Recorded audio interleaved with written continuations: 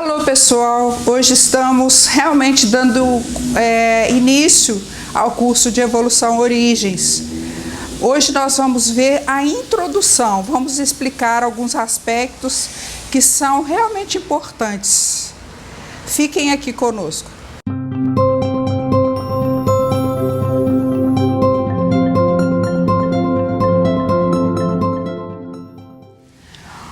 Olá pessoal, hoje realmente estamos dando início ao curso Evolução Origens Online. Os estudos que serão gravados por nós se baseiam na metodologia utilizada por Leão Zálio. O estudo é feito com base na doutrina espírita, nas obras subsidiárias e clássicas da doutrina, no Antigo e no Novo Testamentos e na ciência oficial. Iniciamos há mais ou menos uns 7 anos, 2013, por aí, do Grupo Espírita Irmão Leão, aqui em Belo Horizonte, um estudo de Evolução Origens e, simultaneamente, a reescrita da apostila deixada por ele em 1995. E isso atendendo a uma sugestão dele mesmo, que dizia que quem fosse abordar os temas de Evolução Origem deveria organizar a sua própria apostila para demonstração desses 33 itens. E assim foi feito. Inserimos referências bibliográficas, desmembrando os itens ali elencados, já que, como estavam muito condensados, dificultava a metodologia ou o entendimento, ao nosso sentir. Na reescrita da apostila, nós recorremos a fitas cassete, que foram gravadas à época de Leão Zálio, que foram transcritas uma a uma pela equipe, resultando no texto da apostila atual. Junto com a apostila que iremos publicar posteriormente, e que já está em andamento esse trabalho, nós vamos colocar 4 anexos. O primeiro é a última apostila deixada pelo Sr. Leão. O segundo é a apostila de vinculação e desvinculação, também deixada por ele, e que era um assunto que ele gostava muito de abordar. O terceiro é um texto sobre os 4 campos de afinidade: o círculo vicioso, a algema e o ideal, e a alma gêmea. Nós elaboramos juntamente com a equipe e vamos introduzir, então, como anexo nessa apostila. E o 4º anexo é a primeira apostila de EO, que foi publicada no opúsculo Temas de Atualidade, de 1985. No projeto que ora iniciamos, nós vamos ter muitos desafios. Nessa nossa atividade, nós não estamos preocupados em polemizar ou dar a última palavra, até porque nós temos que começar a nos conscientizar da lei de mudança, porque tudo muda o tempo todo. E como dizia o filósofo Heráclito, na vida a única coisa que permanece é a mudança. Por outro lado, também não temos a pretensão de fazer proselitismo. O estudo de evolução marca o nosso processo reeducacional, definindo o chamamento para a nossa integração no bem e na adoção da verdade como componente de libertação, sem personalismos. Então, vamos lá? Agora, pessoal, nós vamos ver um trecho da última apostila de Seu Leão. Eu vou colocá-lo aqui na íntegra para que a gente possa ver sem mudar nenhuma palavra. O estudo de evolução visa o entendimento das leis naturais e a conscientização de seu processo para o desenvolvimento da intuição e para que a criatura se torne liberta, livrando-se assim de todos os fantasmas que possam surgir, seja em qualquer setor de sua vida. Com o estudo de evolução, o problema é não ter problema. Mas, para isso, a criatura deverá ter boa vontade, estudar e ter persistência. Conhecer a Evolução Origens desde o início, de forma sequenciada, entendendo as leis naturais, é um processo libertador. Tem como objetivo o espírito e é superar os campos de afinidade. Os campos de afinidade que são decorrentes das nossas vivências anteriores, da lei de causa e efeito. É adquirirmos as ferramentas necessárias para desmancharmos os fantasmas que possam surgir em nossas vidas, como salientava seu Leão. Não se trata de ficarmos blindados e de não termos problemas a enfrentar, porque eles representam oportunidades, não só de desenvolvermos a nossa inteligência, como também de demonstrarmos paciência e resignação ante a vontade de Deus, como os Espíritos nos ensinam na questão 740 de O Livro dos Espíritos. Leão nos falava de 3 condições que são necessárias para iniciarmos o estudo de evolução origens, que são estudar, ter boa vontade e ter persistência. E isso nós sabemos que, sem sombra de dúvida, não podemos abrir mão em tudo que vamos fazer, não só no estudo de evolução. Então vamos ver primeiro, estudar. Estudar não é uma questão de erudição. Nós estudamos para sairmos da mística. Você vai evitar muitos problemas que o místico não teria condições de evitar. Nós podemos também superá-los, né? Aqueles problemas que são inevitáveis, nós podemos superá-los. E superação é conquista. A questão espiritual, nós vamos ver que ela é igual à humana. Alguém se forma sem ter boa vontade, estudar e ter persistência? Isso é libertação. Liberdade todos temos e é relativa. Não resolve o problema, mas só ampara muito. Libertação é conquista. Agora, não se pode entender libertação sem o estudo de evolução origens.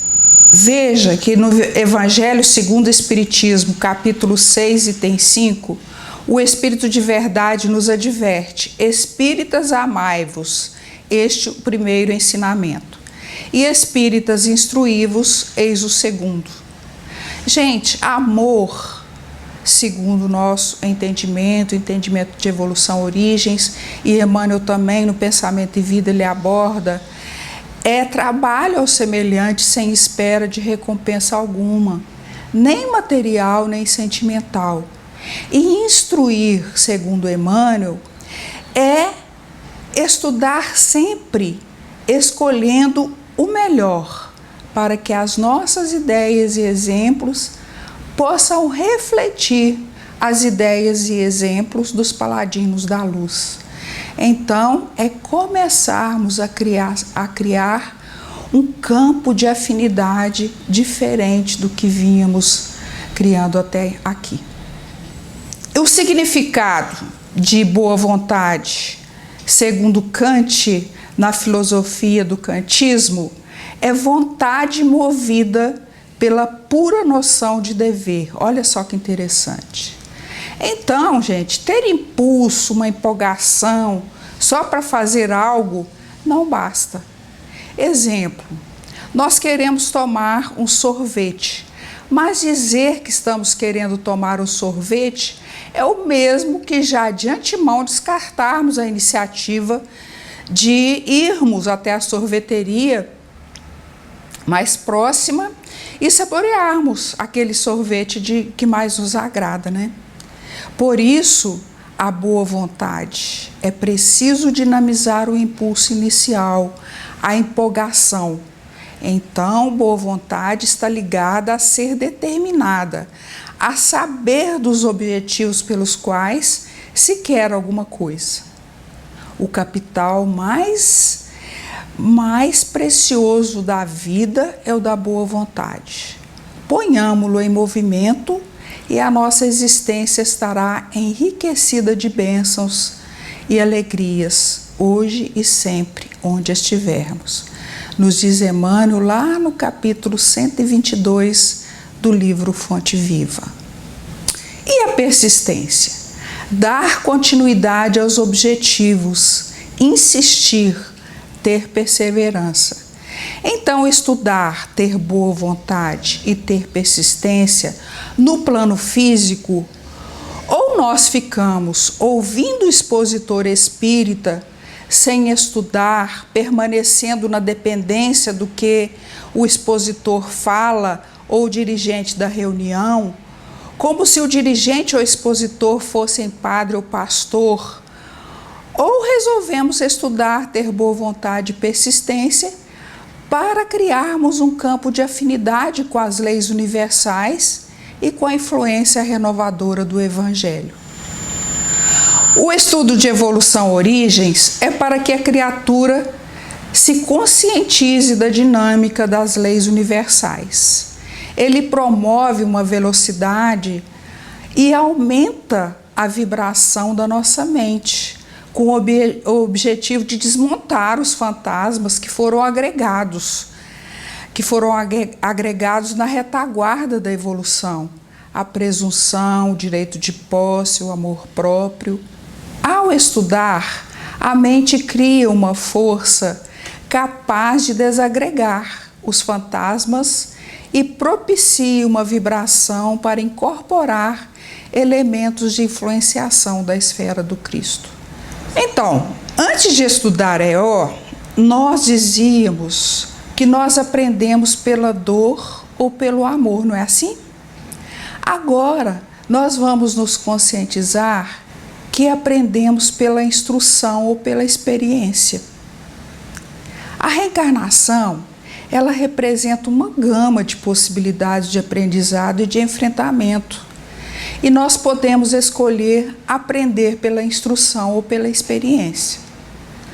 Vamos ver o que os espíritos nos ensinam quanto a isso?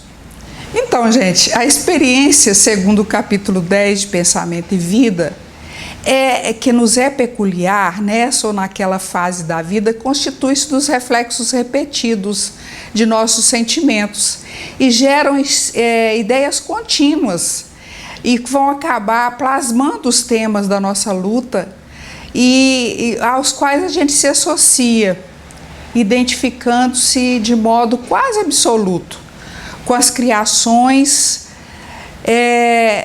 dela mesma, a maneira da tartaruga que na carapaça formada por ela própria se isola e refugia. Ou seja, Emmanuel está dizendo para nós no capítulo 10, lá do Pensamento e Vida, que a experiência é reflexo condicionado, é passado. E se nós optamos por aprender pela experiência, nós vamos aprender sim. Deus é Pai de todos, mas muito lentamente, a passo de cágado. A instrução, segundo o capítulo 4 de Pensamento e Vida, Emmanuel vai falar para nós do livro, que ele representa um vigoroso imã de força atrativa. Por esse dínamo de energia criadora, encontramos os mais afinizados serviços de telementação. E nossa mente se conecta com outras mentes que inspiraram o projeto daquele trabalho. Por exemplo, gente, vocês imaginam a equipe espiritual que escreveu, que ajudou no projeto de Paulo Estevam? Ao ler Paulo Estevam, uma energia boa, uma coisa boa que nasce da gente e que a gente vai se integrar àqueles corações e vai também, com a gente criando esse hábito, nós vamos trazer para a nossa vida essas vibrações. Então, instrução é para isso, não é erudição. Instrução é conhecer, e conhecer é para patrocinar a libertação de nós mesmos, colocando-nos a caminho de novos horizontes na vida. Emmanuel vai dizer para nós: o estudo de evolução-origens é para que a criatura se torne liberta, se ela se conscientize da dinâmica das leis universais. Vamos lembrar de João 8,32, conhecereis a verdade e a verdade vos libertará. Por que às vezes as pessoas nos perguntam isso? Por que às vezes nós achamos que nós aprendemos? E quando vemos, estamos fazendo tudo do mesmo jeito. Isso aí é por causa da intermitência no estágio do espírito que existe em função do desconhecimento ou do aprendizado não estar consolidado. O conhecimento dessa mecânica que deve fazer parte da evolução. Isso significa que a falta de instrução faz com que o espírito volte à experiência arquivada. Como André Luiz se utilizava da ciência, ou se utiliza, da ciência oficial para dar vestimenta necessária à explicação da mediunidade, nós vamos ver nas obras dele com Chico Xavier, Leão Zário também faz uso de expressões, de palavras, para vestir os princípios que norteiam evolução origens. E uma dessas expressões é elemento simples quintessenciado. Vamos dar uma explicação do que seja o elemento simples quintessenciado, mas nós vamos entrar mais a fundo nisso à frente. A matéria quintessenciada, ou fluido cósmico universal, no plano psíquico, tá, gente? Ainda não se materializou nada. Cai no espaço para construir um novo universo e, devido ao movimento, a matéria entra em atrito. Entrando em atrito, ela se desequilibra. Ela se desequilibra por quê? Porque ela é equilibrada, ela é metade energia coagulada.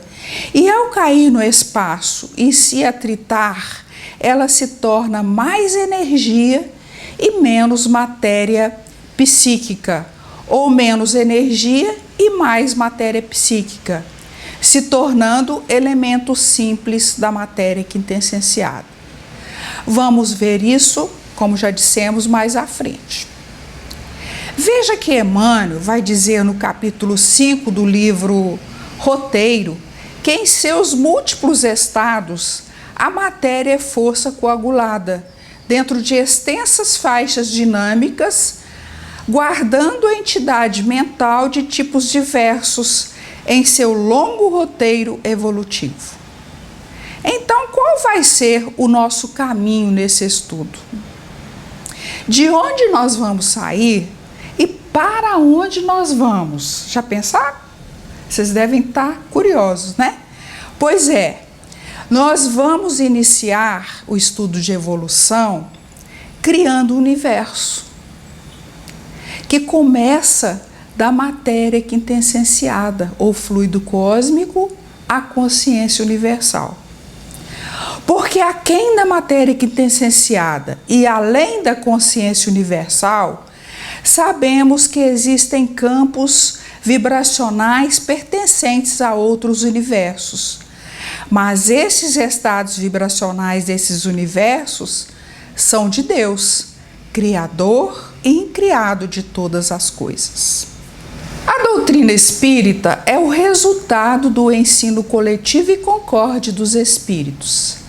A ciência é convidada a constituir a gênese segundo as leis da natureza.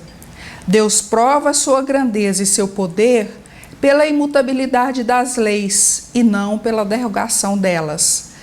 Para Deus, o passado e o futuro são o presente. Isso que nós lemos, gente, faz parte da Gênese de Kardec.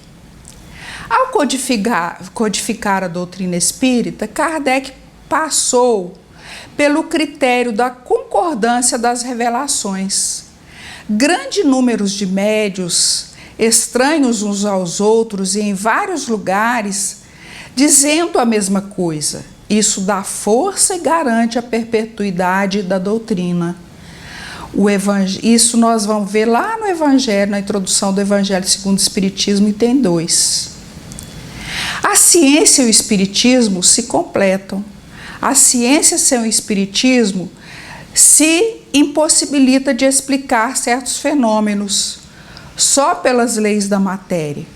O Espiritismo, por sua vez, Sem a ciência, faltaria apoio e a comprovação, segundo Allan Kardec, no capítulo 1, item 16 de A Gênese. Deus é imutável. Se estivesse sujeito a mudanças, as leis que regem o universo nenhuma estabilidade teriam. Isso é o comentário da questão 13 do Livro dos Espíritos. A imutabilidade das leis nos dá a garantia de que o universo é regido por princípios estáveis.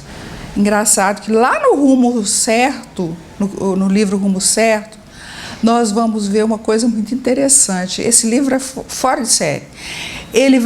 Emmanuel vai dizer assim: toda segurança procede unicamente de Deus.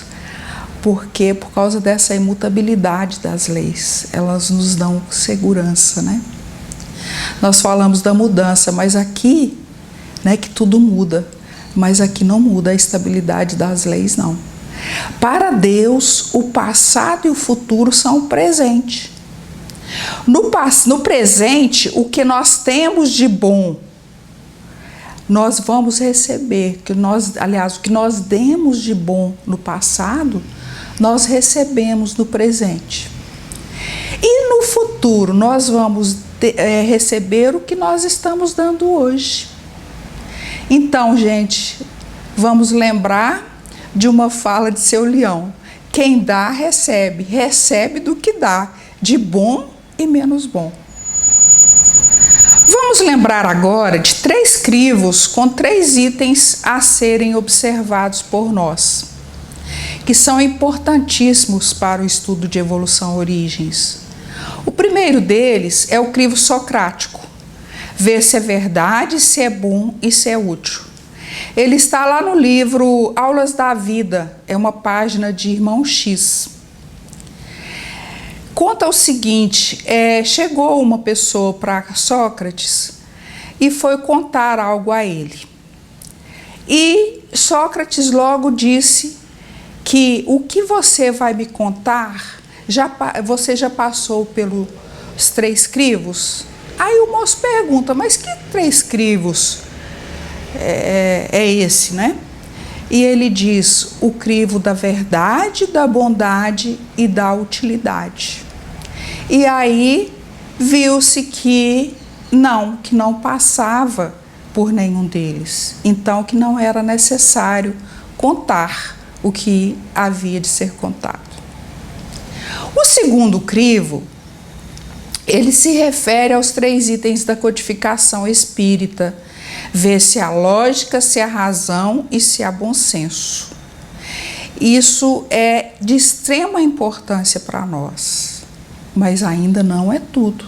Nós temos o terceiro, que nós vamos encontrar lá no Evangelho segundo o Espiritismo, capítulo 28, no item 24.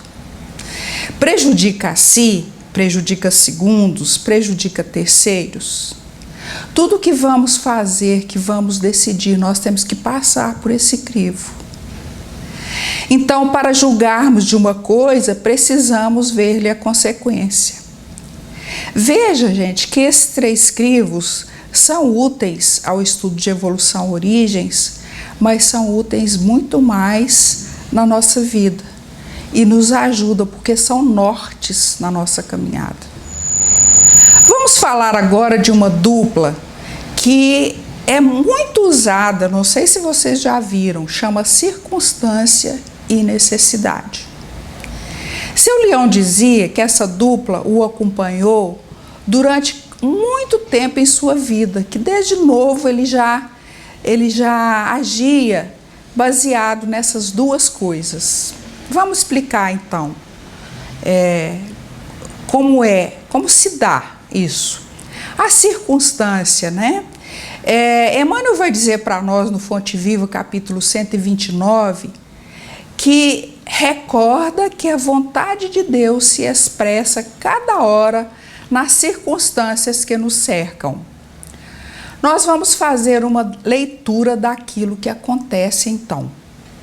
No livro Consolador, perguntam para Emmanuel qual a melhor circunstância a ser seguida já que existem as circunstâncias humanas e as divinas. E na resposta, ele explica que nós nos defrontamos com as circunstâncias do determinismo divino e do determinismo humano, e que aquelas que devem ser seguidas são as primeiras, ou seja, as do determinismo divino, que devemos olhar aonde vamos beneficiar mais, e muitas vezes com o sacrifício da satisfação egoística da nossa personalidade.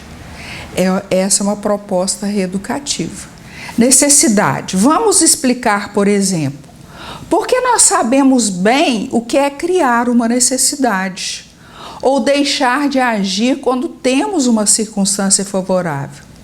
O exemplo está no livro Rumo Certo, no capítulo 26, Decisão e Vontade. Aliás, nesse livro, nós vamos encontrar outros exemplos de circunstância e necessidade. Ali, Emmanuel vai dizer assim: quando o Senhor lhe revela, através das circunstâncias, o quadro de serviço a expressar-se conforme as necessidades a que se ajustam, exclamam em desconsolo: quem sou eu para realizar semelhante tarefa? Não tenho forças, ai de mim. Então, gente, a pessoa, ela não faz. Então, porque sabem que é preciso servir para renovarem. E isso é um paradoxo, né? Esperam renovar-se sem servir. Porque onde estiverem 2 ou 3 reunidos em meu nome, aí estou eu no meio deles. Mateus, capítulo 18, versículo 20. Este projeto, gente, de estudos de evolução origens online, requer, independente do número que se junte a nós, a união, a fraternidade de todos e principalmente a comunhão de pensamentos, a homogeneidade e de propósitos, pois vamos formando um campo de afinidade, 2 ou mais interagindo e permutando nesse campo. Isso não é filosófico, isso é científico. Vamos estudar mais à frente um tema que era muito caro a seu Leão: vinculação e desvinculação. Vamos ver como se vincular e desvincular das coisas, dos seres, dos espíritos. E nós dissemos 2 por quê? Porque um é o absoluto, só Deus, como dizia Pitágoras. O 1 é de onde sai a criação. O número 1 vai dar origem aos outros números. O relativo no nosso plano é a partir de 2. Tudo tem 2 aspectos: o material e o espiritual, o visível e o invisível, etc. Então, gente, nós vamos ficando por aqui hoje. No próximo estudo, nós vamos ver sobre o céu dos universos e os céus dos planetas. Vamos procurar entrar também no item 1 da apostila Céu e Céus. Vamos ver se dá tempo de a gente colocar tudo num vídeo só, porque nós estamos preferindo fazer vídeos menores, a fim de que as pessoas possam acompanhar com mais facilidade, para que possam os assuntos irem se dirimindo dentro de nós, né? E a gente possa ir digerindo bem os temas. Então, nós deixamos o nosso agradecimento a Deus, a Jesus, à espiritualidade que nos assiste e nos concede a oportunidade do trabalho. E a você que nos ouve pela sua paciência. Desejamos voto de paz e muita harmonia.